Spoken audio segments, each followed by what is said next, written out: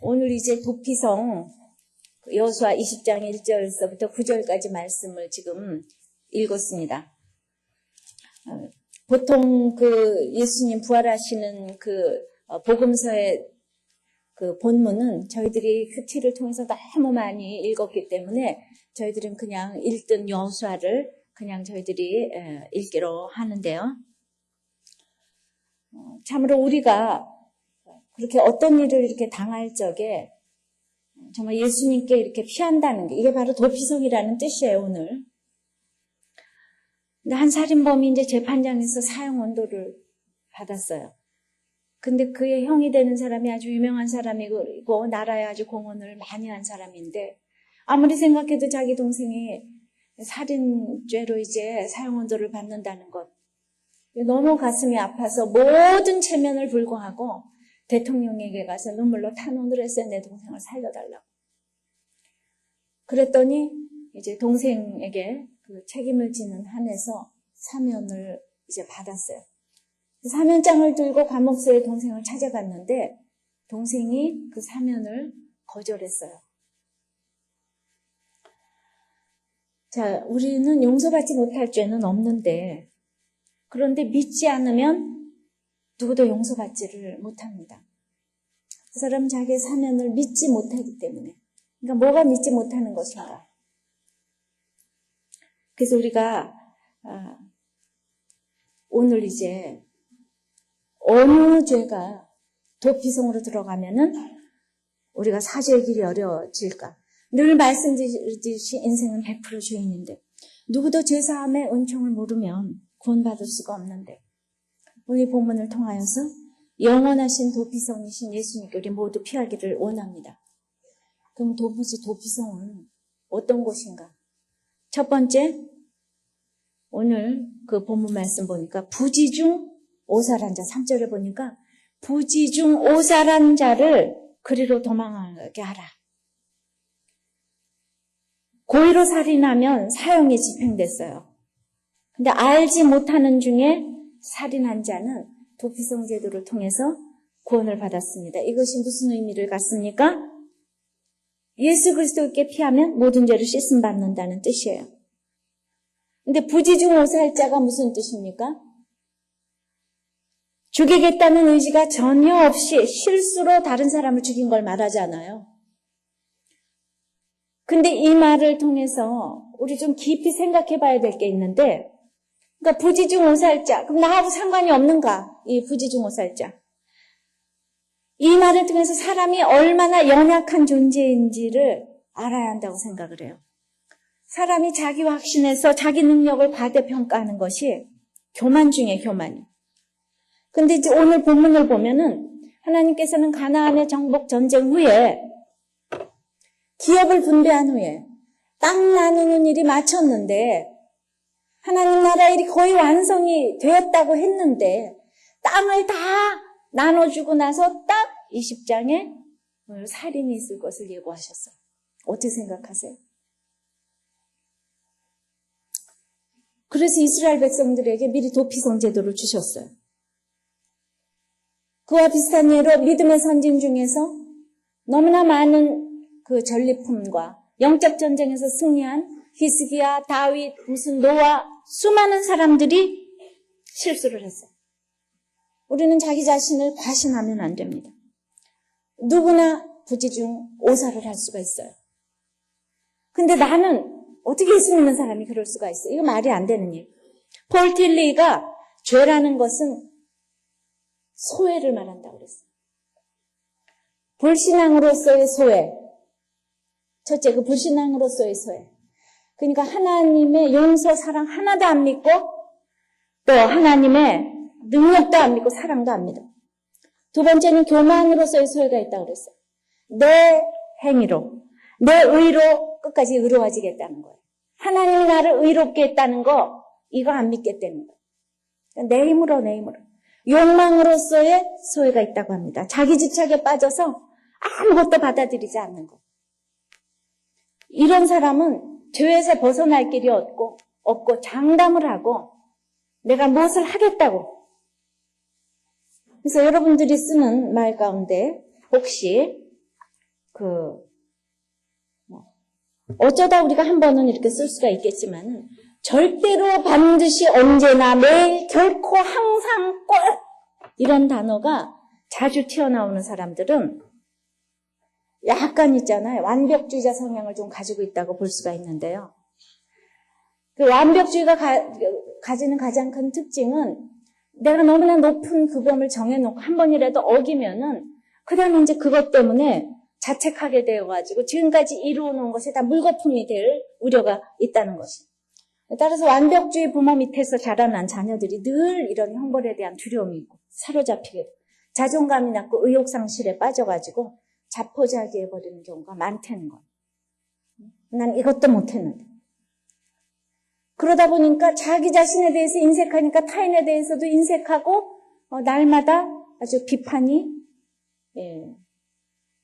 많아요. 그래서 엄격한 까닭에 또 쓸모없는 일에 이제 과잉 헌신을 하게 되는가 하면은 너무나 스케줄에 그냥 집착하는 까닭에 늘 본질을 놓치게 됩니다. 핵심을 놓치는 거예요. 그래서 우리가 늘 부지중오살할 수 있다는 걸 알아야 되는데 오늘 저는 본문을 그런 시각으로 보고 싶습니다. 부지중 우리가 범하는 죄가 그러면 어떤 것이 있을까요? 이번 주일에 참 좋은 예를 또 보여주셨어요. 1980년대를 전후해서 이 부유층과 권력층에 골라가지고 절도행각을 벌여온 대도란 별칭을 얻었던 조세영 씨가 경찰에 붙잡혔어요. 근데 이번에는 물방울 다이아몬드가 아니라 고작 100만 원대의 금품을 훔쳐서 좀도둑으로 전락을 했다는 우스갯소리가 나오고 있더라고요. 그런데 아니 왜 그렇게 좀도둑이 됐을까? 이 대도 조세영 씨는 아주 우리 서민층의 인기 스타였어요. 아시죠? 아주 부유층의, 그것도 권력층의 물방울 다이아몬드만 그렇게 훔쳐갖고 다니니까 우린 속으로 다 쾌재를 부르고. 그래서 이 사람이 인기 스타가 되다 보니까 감옥소에서 나와가지고 하여튼 예수를 믿어가지고 유명하게 됐습니다. 간증도 하게 되고 일본까지 가서 간증을 하게 되고. 그런데 경찰서에서 얘기하기를 지금 44평짜리 빌라에서 부인과 어려움 없이 살고 있는데 저 사람의 도벽이 재발이 됐다는 거예요. 그러니까 예수 믿는 것도 사실이고 또 나라 사랑도 사실이래서요. 2000년, 지금 또 5년 전이죠. 2000년 2월에 이미 그 사람은 주민등록을 독도로 옮겨놨다는 거예요. 독도는 우리 땅. 예수님도 사랑하고 나라도 사랑하는데 대단한 범행을 계획한 것도 아닌데 이렇게 저는 그 중독이 참 너무나 무섭다. 우리 여자 못 끊고 담배 못 끊고 술 못 끊는 거하고 똑같다. 이 도벽은 어떤 중독보다도 무섭다는 거예요. 그래서 그 끈질긴 중독 때문에 이 대도라는 명예를 버리고 좀도둑으로 지금 전락을 해가지고 그것도 나라적으로 망신을 당하고 있습니다. 얼마나 끈질긴가 하면은 15년의 감옥 생활과 보호감호 10년을 선고받고 80년도에 들어와서 98년 출소를 했는데 이제 간증하러 일본 가고 이러다가 2001년도에 일본에 가가지고 손목시계 훔치러 들어갔다가 3년 6개월 또 복역을 했어요.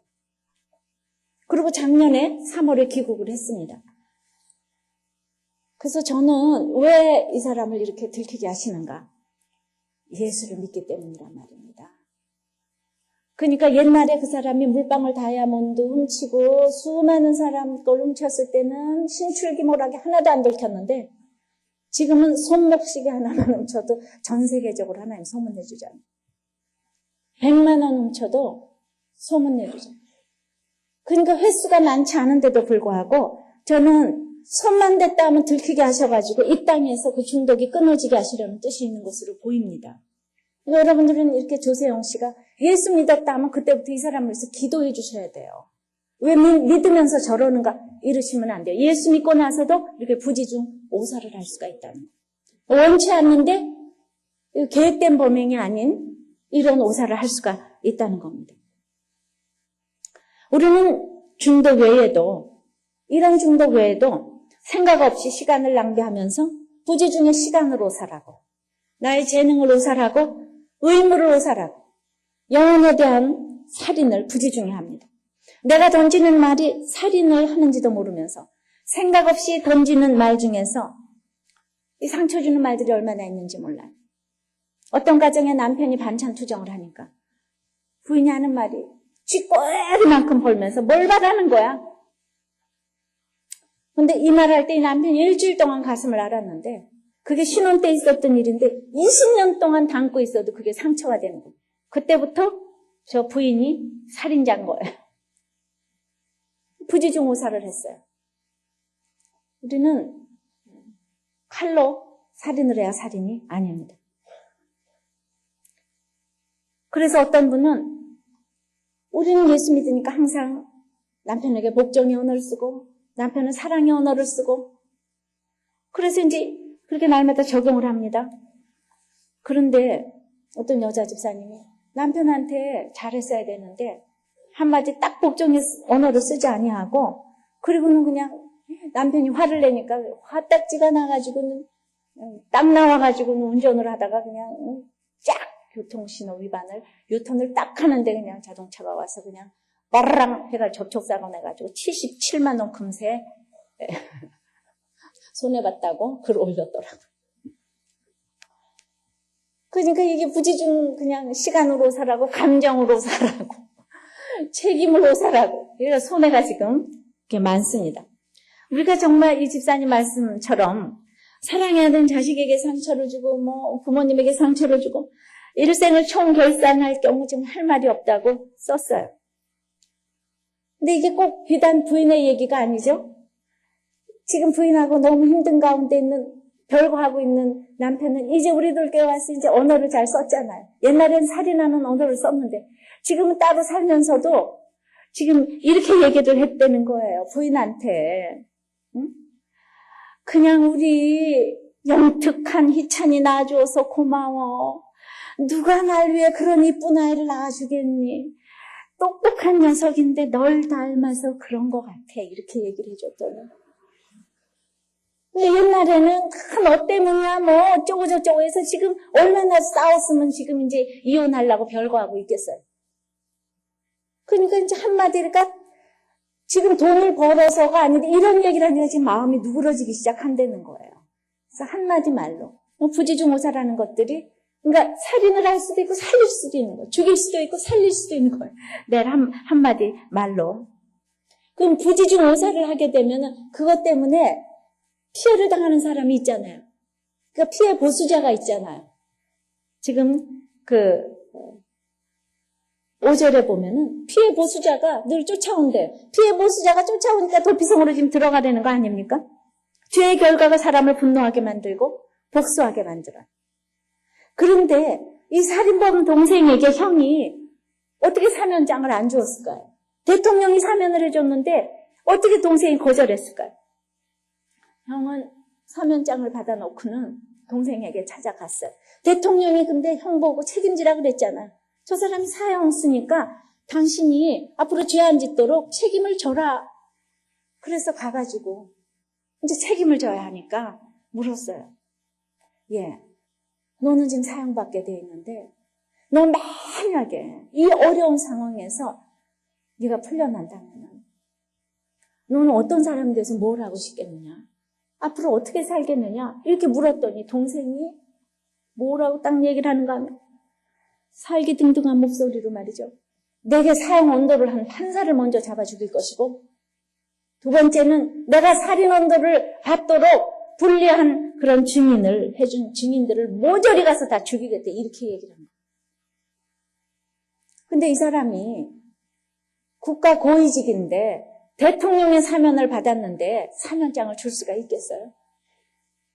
자기가 책임을 져야 되는데. 너무 마음이 아팠지만은 아무 말 없이 감옥을 나와서 사면장을 찢어버렸다는 거예요. 이것이 미국에서 있었던 실화입니다. 그러니까 앞에서 내가 도피성에 들어가기만 하면 되는데 이렇게 거절을 하는 거예요. 그게 자기 마음속의 진심이겠죠. 억지로라도 할 수 있는 건데 만약에 그걸 알았으면 그러지 않았겠지만 그게 진심이었어요. 조세영도 이렇게 얘기를 했어요. 돈을 마련해가지고 일본으로 건너서 나를 총을 쏜 그 일본 경찰에게 복수하고 싶었다.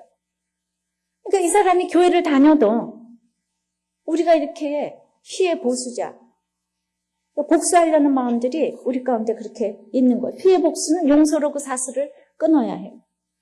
그러니까 살인자를 따라오는 얘 피해 보수자 말이에요. 교통사고를 내가 냈어요. 내가 고의적으로 냈어요. 근데 그 가족들이 사랑하는 엄마가 죽고 아버지가 죽었으면 얼마나 나를 원수처럼 보겠습니까? 근데 나는 내가 죄 안 졌으니까 괜찮다. 그럴 수는 없잖아요. 그럴 땐 나는 도의적인 책임이 있어도 이 마음 속에 형사 책임이 없다고 할지라도 내 속에 그 죄책감이 따라오잖아요. 사람을 죽였다 할 적에. 살인을 문자적으로 하지 않았어도 미워하고 괴로워하고 그러면 본능적으로 우리가 쫓겨요. 죄책감이 생기고 이것이 바로 피해 보수자라고 할 수가 있습니다. 내 속에서 부부 사이에서 형제 사이에서 부모 사이에서 끊임없이 한쪽에서 동기를 제공하고 한쪽에서는 오사를 합니다. 그래서 살인하는 말을 하면 한쪽에서는 그래 너 잘났다. 오스카 와일드가 이렇게 얘기를 했어요. 부모는 그 자식들의 어떠한 어머니라도 용서를 하는데 자식들은 부모를 자신의 잣대로 판단을 하고 마음대로 재단을 하고 그리고 자신의 부모를 용서하는 법은 거의 아니면 전혀 없다고 그랬어요. 그래서 이 세상에 가장 큰 용서는 부모를 용서하는 일이라고 제가 말한 게 아니고 오스카 와일드가 말을 했어요. 이 세상에서 말하는 거. 그래서 부모는 있는 대로 수고를 하고도 가장 용서를 못 받는 위치에 있는 것이 또 부모입니다.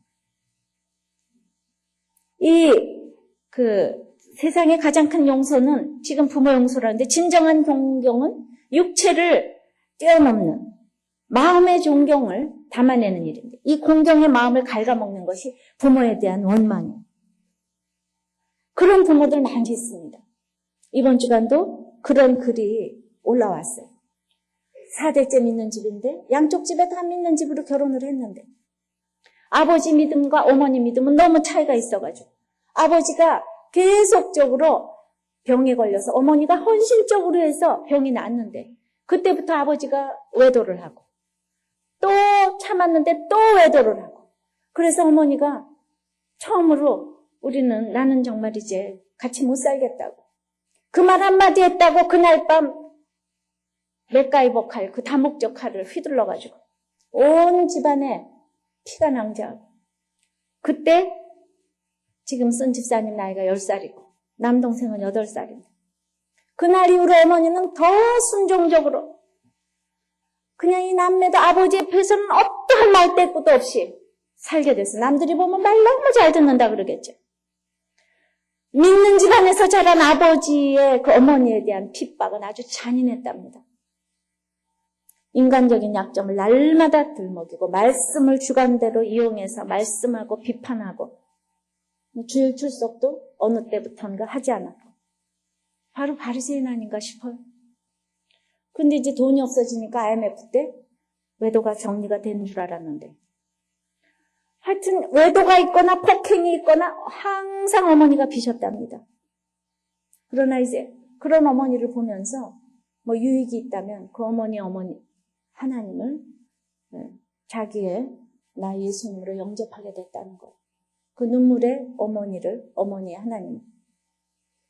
어머니는 너무 두려워서 짧게 집을 2번이나 나갔다 오셨는데 IMF 때 집안이 망하고 조금 있던 주식까지 완전히 망하고 나서는 그때부터 또 모든 원망은 어머니한테 돌리고 망했는데도 하나님께 돌아오기는커녕 그냥 어머니를 진짜 잡아 죽이려고 하는 이 평생을 살은 이런 아버지를 우리가 어떻게 용서를 할 수가 있겠어요? 그 어머니가 그냥 목숨을 걸고 가출해서 지금 결혼한 딸네 집에 와 있는데 딸네 집에 와 있다는 걸 그동안에 몰랐을 때는 잠시는 막 내가 잘못했다 그랬더니 이 딸이 숨겨줬다는 걸 알고 이 딸을 거의 지금 고소할 지경이랍니다. 네가 그런다. 그래서 지금 자기 딸을 이 세상의 원수로 여긴답니다. 참 자기는 일평생을 살면서 어떤 은혜로운 집회에서도 슬펐대요. 아버지 때문에. 아버지 때문에 슬펐대. 하나님을 믿는 집안에 태어나서 정말 구원의 열매가 없는 사람. 그래서 가족을 살려달라고 오픈 지금 한다고 썼어요. 그런데 이런 상황에서 아버지를 용서할 사람이 누가 있겠냐? 세상으로는 없어요. 그래서 부모라도 다 복수하는 거예요. 그 복수가 믿거나 안 믿거나 이게 같이 믿음의 집안인데도 이렇게 됐잖아요.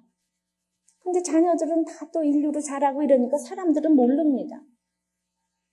아버지가 칼을 휘두르는지 어째요? 남들이 보기에는 너무 순종자라고 좋은 집안이잖아. 아버지 말씀만 나면.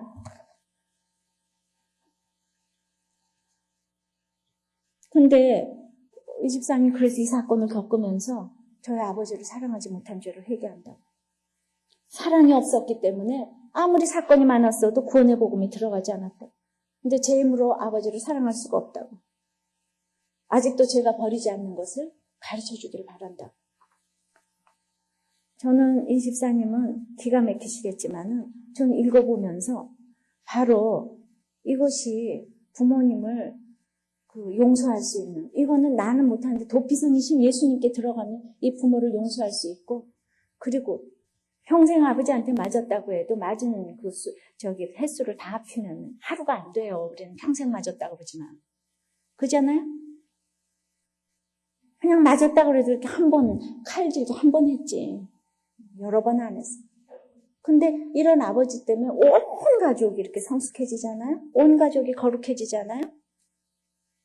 그리고 정말 벌써 이렇게 글 쓴 게 너무 정리가 돼 있고, 이렇게 뭔가 그냥 딱 통할 것 같고, 겸손할 것 같고, 이런 마음이 딱 드는 거예요. 왜냐하면 하나님이 있었기 때문에. 어렸을 때부터 이런 사건을 통해서 하나님을 보는 훈련을 했기 때문에. 너무 격려를 담고 싶고, 정말 박수 쳐주고 싶고, 주님께서 크게 쓰시는 그런 그릇이 될 것 같고. 여러분들 이걸 어떻게 이걸 당해보겠습니까? 세상적으로는 용서하지 못할 부모지만은, 그러나 우리는 이런 사람을 도피성으로 도망하게 해야 되고, 그러기 위해서 나에게 기업을 주시고, 또 우리들 교회가 전제를 하고, 우리 또 큐티 상계가 전제를 해요. 이런 문제의 원인을 모르면 도대체 믿거나 안 믿거나, 집안에서 날마다 재산 싸움에, 뭐 싸움에, 학벌 싸움에, 그냥 기싸움에, 형제들이라도 다 원수. 아예 없으면은 전부 효도할 건데, 있어서 다 원수에 있어서. 인간의 혈기가 순간적이고 인정받으려는 것의 대표가 살인이기 때문에 부부간에 끊임없이 동기를 제공하고 한쪽에서 용서를 합니다. 칼로 살인을 안 했다 뿐이지 수없이 형제를 미워하는 것 때문에 스트레스를 다 받아요. 집에서도 학교에서도 회사에서도 정치판에서도 심지어 교회에서도 인정받기 위해서 끊임없이 미워하고 살인을 합니다. 왜냐하면 내가 살아남아야 되니까. 내가 잘나야 되니까. 그래서 부지중호사를 합니다. 그러니 얼마나 스트레스가 쌓이겠어요. 이 스트레스 자체가 피해 보수자예요. 이 스트레스를 어떻게 풀겠습니까? 그래서 세 번째는 이 방법이 자기의 사고를 고하래요. 4절입니다. 다 같이 읽어보겠습니다. 그 성읍들의 하나에 도피하는 자는 그 성읍에 들어가는 문 어귀에 서서 그 성읍 장로들의 귀에 다 같이 자기의 사고를 고할 것이요. 그들은 그를 받아 성읍에 들여 한 곳을 주어 자기들 중에 거하게 하고 사고를 고하래요. 보복을 당하지 않기 위해서 도피성으로 피할 때 장로들에게 사건의 전말을 고해래요. 악의 없이 살인을 했다 해도 다른 사람 죽게 한 사람이 그 자리에 그대로 머물러 있으면 피해 보수자로부터 보복을 당하게 되는 거예요. 죄를 진술하지 않으면 도피성으로 결코 들어갈 수가 없어요. 이것이 예수 그리스도께 고하는 거예요. 요한 1장 9절에 보면 만일 우리가 우리 죄를 자백하면 저는 미쁘시고 의로우사 우리 죄를 사하시며 모든 불의에서 우리를 깨끗게 하실 것이요. 만일 우리가 범죄하지 아니하였다 하면 하나님을 거짓말하는 자로 만드는 것이니 또한 그의 말씀이 우리 속에 있지 아니하니라. 인간은 100% 죄인이에요. 여러분들 가운데 죄가 없다면 하나님을 거짓말하는 자로 만드는 것이라고 합니다. 죄의 기준이 하나님이 아니라 인간이기 때문에 나는 저 사람보다 나은 거예요. 그래서 요셉보다 유다를 예수님의 조상으로 택하신 이유가 용납이 안 돼, 용납이.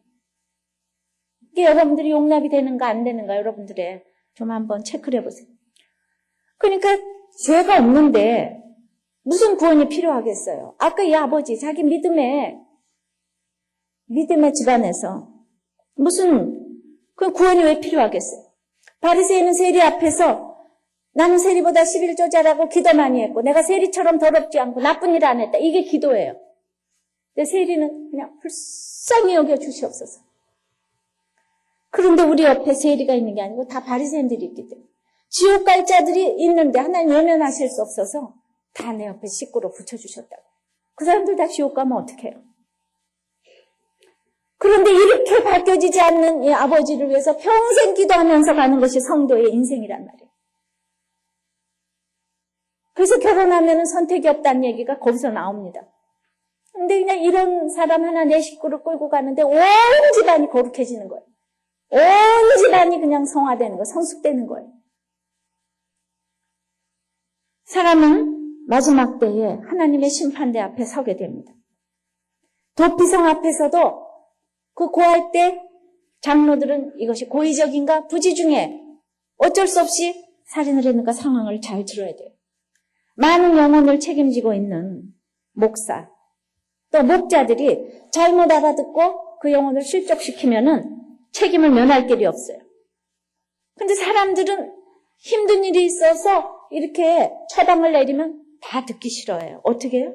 의사한테도 처방을 병 고치러 가는데 의사가 어떤 것보다도 마음을 편하게 가지셔야 됩니다. 부부싸움도 하시면 안 되고 너무 그렇게 그러지 마시고 염려하지 마시고 마음을 편하게 가지세요. 이렇게 얘기를 하면은 이 빼뚤어진 사람들이 이렇게 얘기한다고요. 내가 부부싸움 하는 거 당신 봤어요?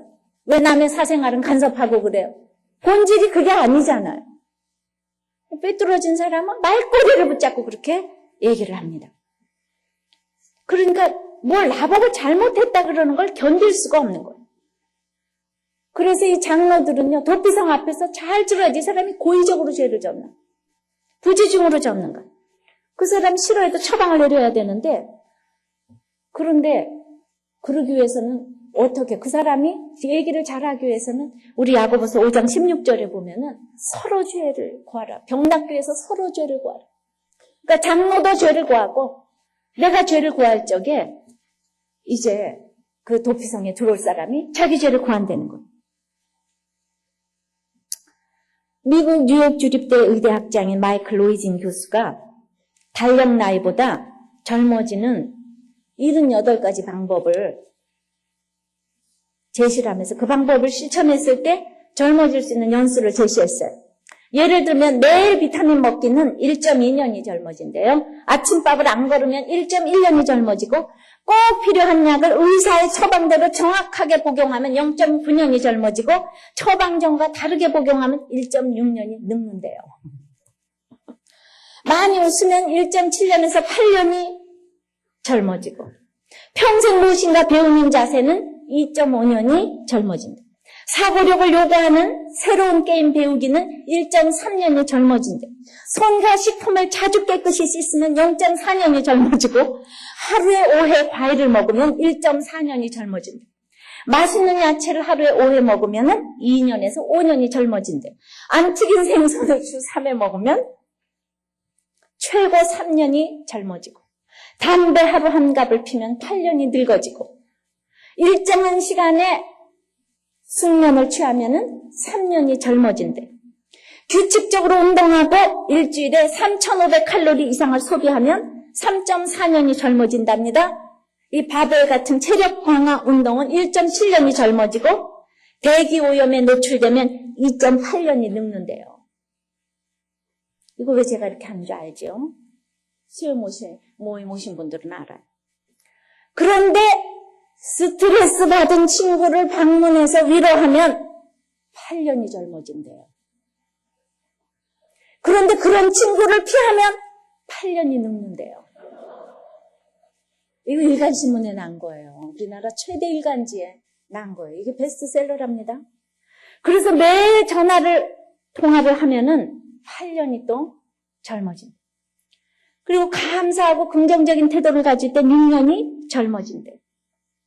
그런데 기가 막히네. 큰 스트레스를 받았을 때 해소할 방법이 없으면 30년이 늙는데요.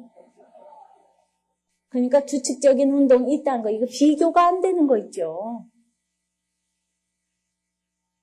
약물 중독도 8년이 늙는데요. 그러니까 여러분들이 학교와 직장과 대인관계에서 스트레스가 되기 시작하면 어떤 음식도 운동도 무익한 거예요. 그러니까 주 안에서 서로 죄를 고하고 오픈하고 기도하는 것이 30년 젊어지는 거예요. 아셨어요? 여러분들 돈 내세요. 응? 30년 지금 젊어지게 하죠.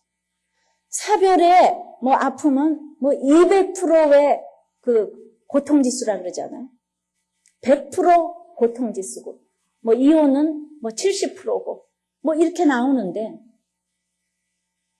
이 고난 많이 해결할 길 없는 고난 가운데서 우리가 다 이렇게 기쁘게 사니까, 진짜 빚만 아니고, 여러분들은 저한테 돈을 내셔야 된다니까. 맨날 환난당한 자, 빚진 자 오라 그랬는데. 제가 지금 50 중반에서 사실 한 번도 제가 운동을 못 해봤잖아요. 이게 자랑은 아니에요. 이제 운동하려고 그래요. 그런데도 지금까지 살아온 비결은 이렇게 날마다 전화하고 상담해주고 힘든 사람 도와주니까 이게 뭐야. 8년 압하기 30년 압하기 이러냐. 나가 지금 몇 살을 살지 모르겠네. 장수를 그냥 이렇게 하게 생겼어요.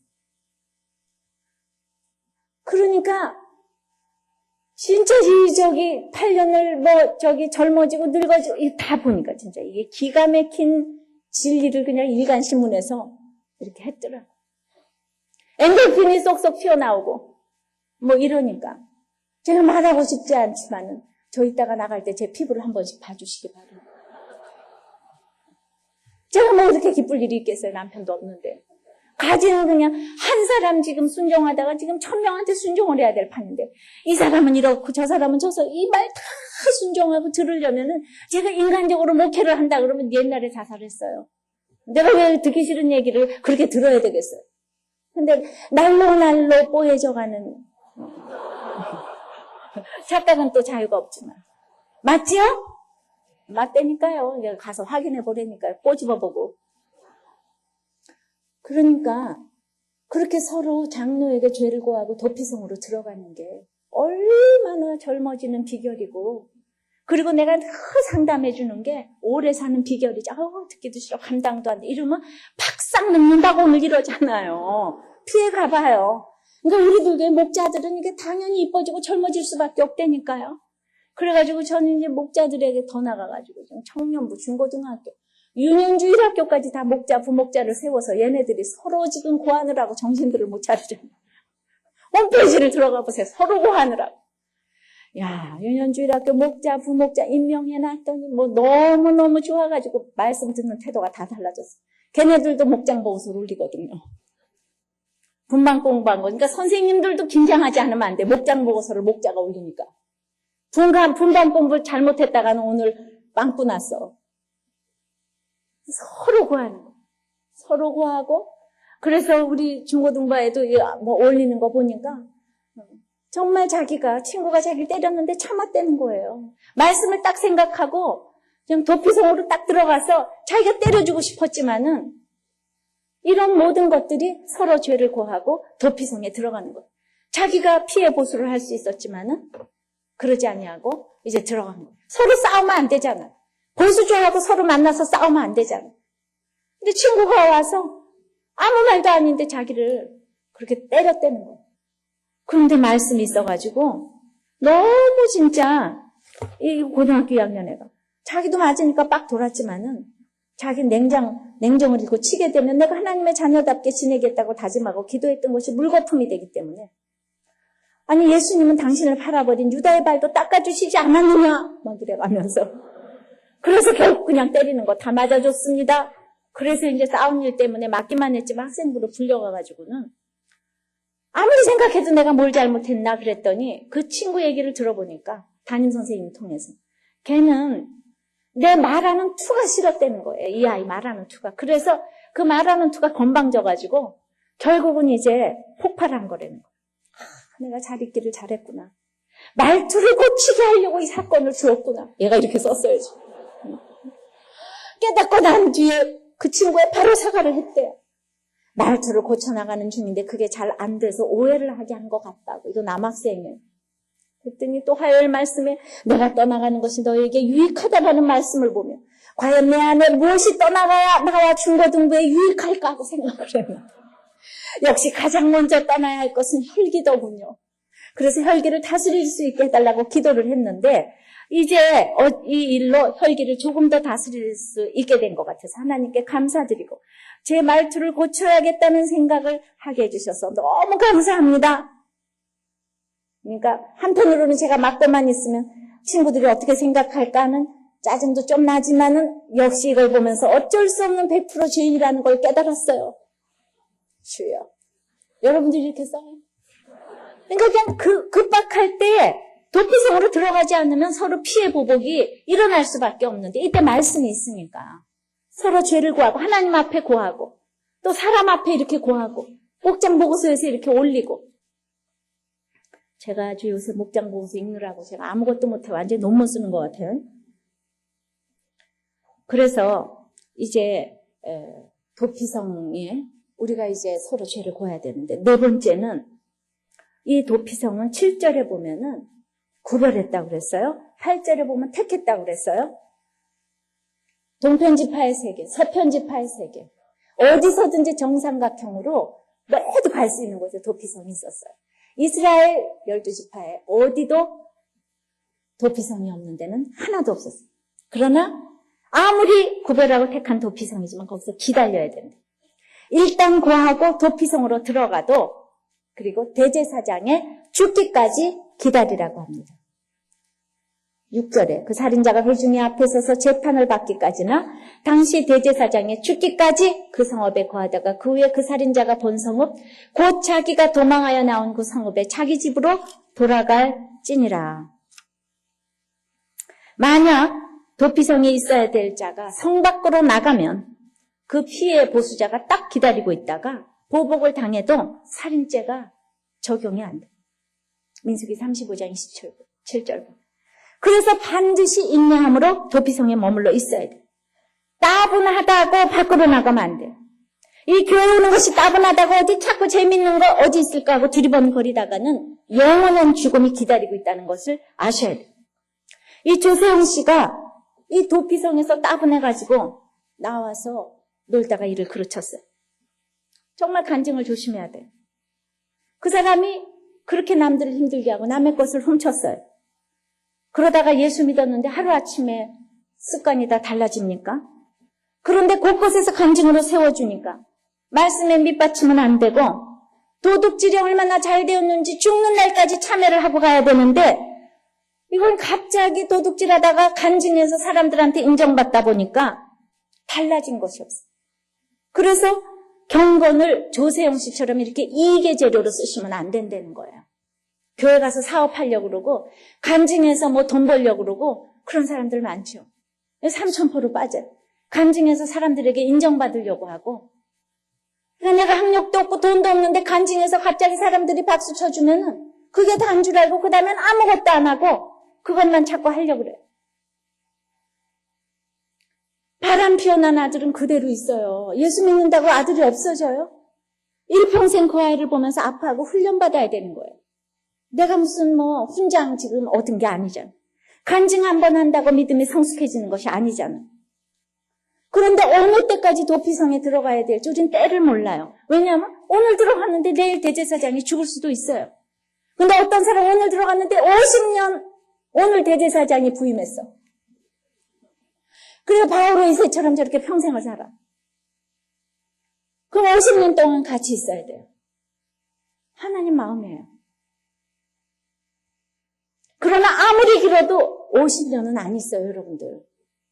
50년은 안 있어요. 아무리 길다고 해도 50년은 도피성에 더 있지 않아요. 언제까지인가? 다른 사람들을 죽게 하고 피해준 그 죄에서 완전히 자유함을 얻을 때까지가 그 기간이에요. 그래서 도망하여 나온 집으로 돌아올 수 있는 거. 그래서 그 사건에 놀라지도 않고 두려워하지도 않고 교만하지도 않고 똑같은 환경이지만 내 속에서 해결이 된 거예요. 이때까지 도피성이 있어야 합니다. 그 도피성에 대주어야 돼. 회중 앞에 올라서게 할 때까지. 남들에게 도피성이 돼줄 수 있을 때까지 우린 서로가 다 선정된 성읍에 그들을 죽지 않게 하기 위해서 같이 있어줘야지 내 선택받은 구별해서 택함받은 성읍이에요. 그래서 거꾸로 내가 대제사장 입장에서 내가 죽어줘야지 부지중 오살한 자가 또 자유를 얻어요. 난 대제사장 입장에서 죽어주기도 해야 돼요. 내가 도피성이 돼야 되기도 해요. 들어가기도 해야 돼요. 돼주기도 해야 돼요. 이렇게 다 적용을 각자 입장에서 따로 해볼 수 있어야 되는 거예요. 대제사장도 살인자도 같이 가는 것이 도피성입니다. 대제사장이 같이 있잖아요, 평생. 그러니까 우리는 모두가 또 많은 대제사장 시절에 우리 모두 대제사장이에요. 집에서 아빠가 이러면 우리 다 같이 도피성에 같이 있어요. 피해갈 수가 없어요. 빈부차별, 인종, 언어, 도피성 안에서 우리가 다 같이 죄 지은 입장에서 누구를 차별하겠어요? 교회 들어왔는데 누가 잘났고 못났고 나는 2년이다. 나는 50년이다. 이거 가지고 잘난 척을 하시겠어요? 우리 모두 도피성에서 한 가족이다 이러면요. 이 부자들은 가슴이 철렁하고 가난한 자들은 희색이 만면하다고. 이것도 잘못된 거예요. 아무리 길어도 50년입니다. 우리 모두 도피성에는 똑같은 죄인의 몸이에요. 도피성은 7절에 보면 멀리 있지 않아요. 이스라엘 전역에 골고루 있습니다. 지금도 교회 간판이 곳곳에 있고 마음만 먹으면 당장이라도 갈 수가 있는 거리에 구원의 도피성이 곳곳에 있지만은 우리 교회 우리 집사님은 그냥 음마 아파트에서 여기를 50년 만에 왔다 그랬어요. 평생 어렸을 때 초등학교에 가보고 지금 50년이 다 돼서 왔다고. 참으로 가깝고도 먼 길입니다. 들어가기만 하면 살아나요.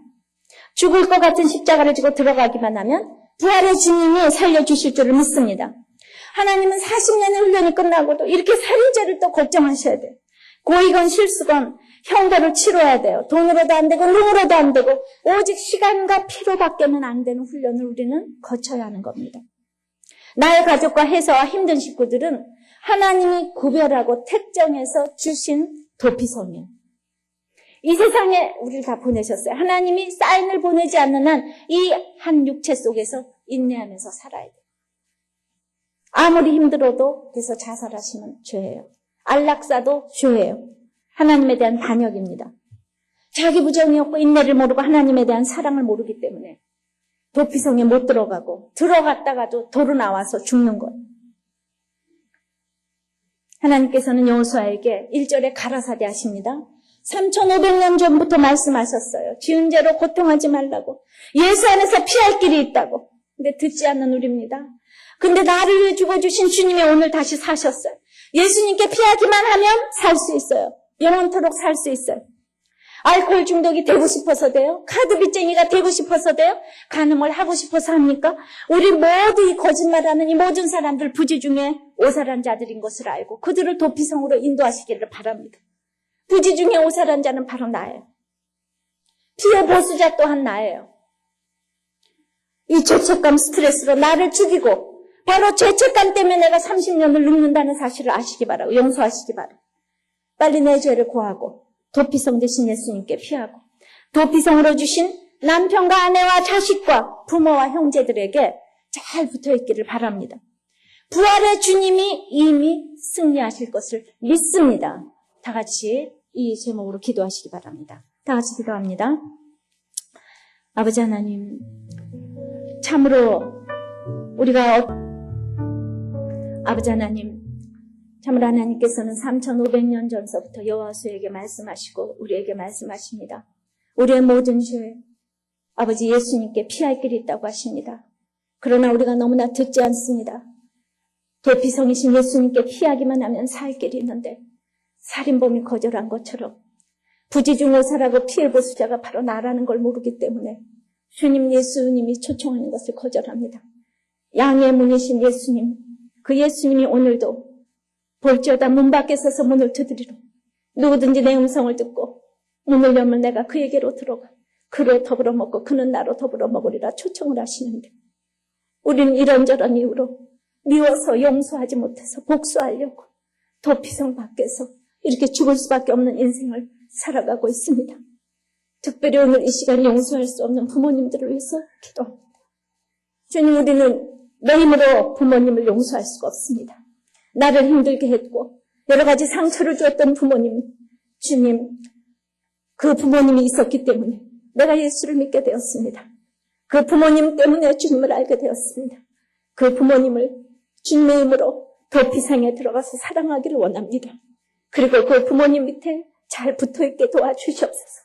도피성으로 주신 나의 부모님, 내 형제자매, 내 식구들 잘 붙어서 아버지 하나님 원하시는 때까지 대제사장이 죽기까지 아버지 도망한 곳에 내가 홀로 스스로 가서 모든 그 문제에서부터 자유함을 얻을 때까지 이 공동체에 잘 붙어있으며 이 모든 환경에 잘 붙어있을 수 있도록 역사하여 주시옵소서. 주님, 이제 도피성에 잘 붙어있겠습니다. 주님께서 부활하셨기 때문에 다시 사신 주님께서 우리 가정에도 다시 살아나시는 놀라운 역사가 일어날 줄을 믿습니다. 예수님 이름으로 기도합니다. 아멘.